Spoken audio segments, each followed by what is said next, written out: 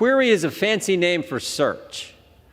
And the intelligence community will tell us right now there are 200,000 queries, 200,000 searches that take place every year on U.S. persons, on American citizens. The best way to safeguard the liberty of the people we get the privilege of representing is to do what's been done in this country forever.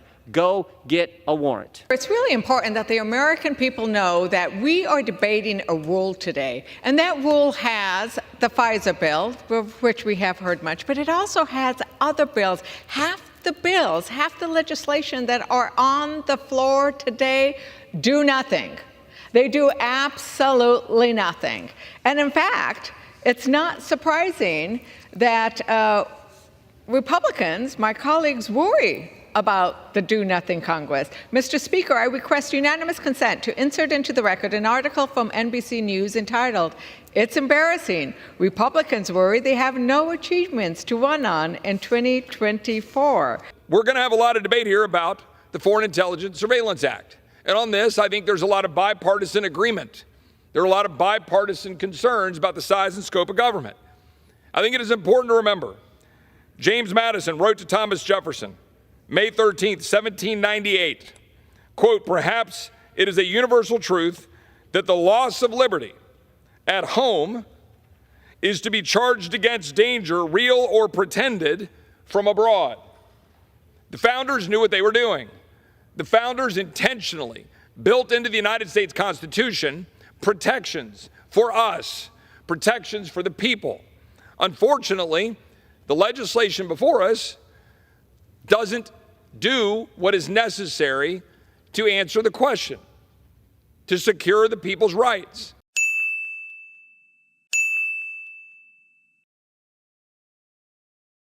This legislation reauthorizes Title VII, Section 702 of the Foreign Intelligence Surveillance Act for 5 years from the date of enactment. This bill is far from perfect, but we're going to have a lot of debate on that bill in just a moment in the rule and in 2 hours later, and I'm going to come back to that in a moment. There are 3 other pieces of legislation. First, H.R. 529, extending limits of U.S. Customs Waters Act. This bipartisan legislation enhances Customs and Border Protection's air and marine operations mission by extending Customs law enforcement authority from 12 to 24 nautical miles of the United States coast. This will help CBP combat unlawful activity in coastal waters at a time when we have significant problems with respect to our borders. H.Res. 1112, denouncing the Biden administration's immigration policies. This resolution denounces President Biden's open border policies, calls on the administration to immediately put in place policies that will end the crisis at our southern border. This is an important message. It's an important statement, but I hope this Congress will speak with one voice against an administration that refuses to enforce the law. This resolution is one statement along those lines. H.Res. 1117, opposing efforts to place one-side pressure on Israel with respect to Gaza.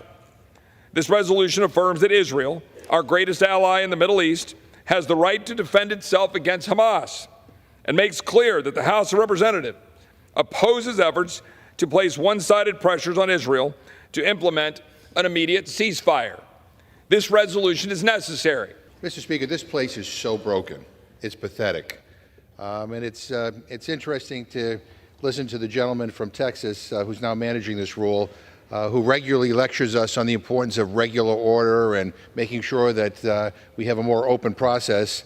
And the rule that he is bringing before the membership today, 4 measures, 3 of these measures are being brought to us under completely closed rules.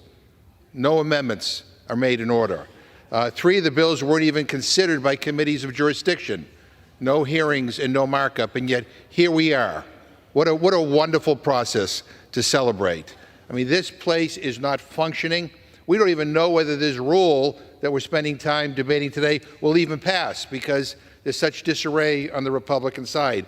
It is a pathetic way for this Congress to be run. Our constituents want us to work on really important things that make a difference in their lives every day.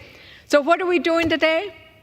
3 of these bills don't really address anything. We have more resolutions that just express things but don't have any solutions. We're spending another valuable week on non-binding resolutions and bills that Republicans have already failed to pass. This is the third time we'll vote on a resolution complaining about an broken immigration system that's been broken for years, and it's Congress's fault that we have not fixed it. Republicans want to just talk about blame, but do they offer any solutions? That's not how governing works. It's not about coming down here and passing press releases on the floor of the House.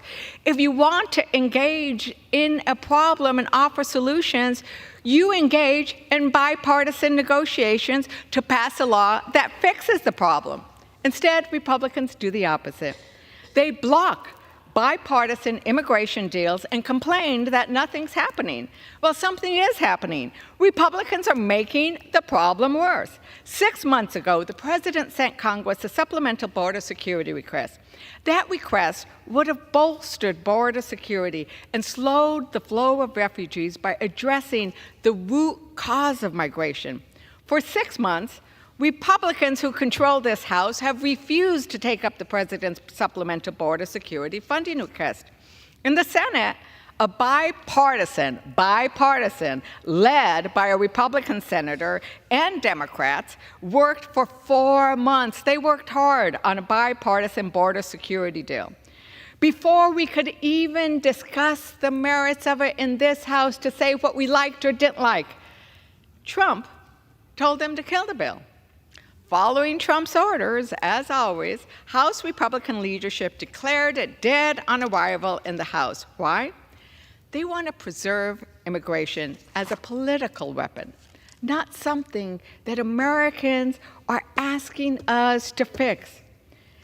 Americans would like to see comprehensive immigration reform.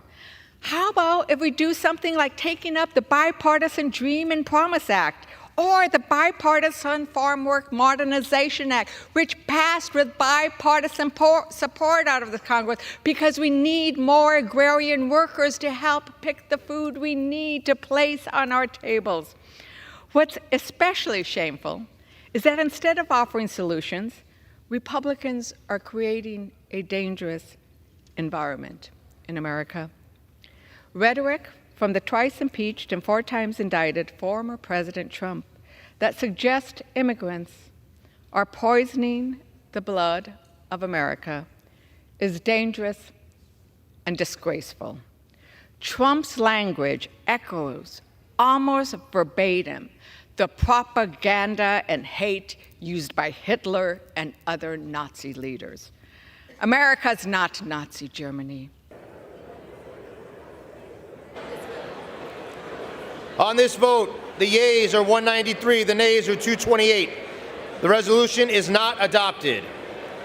Without objection, a motion to reconsider is laid on the table.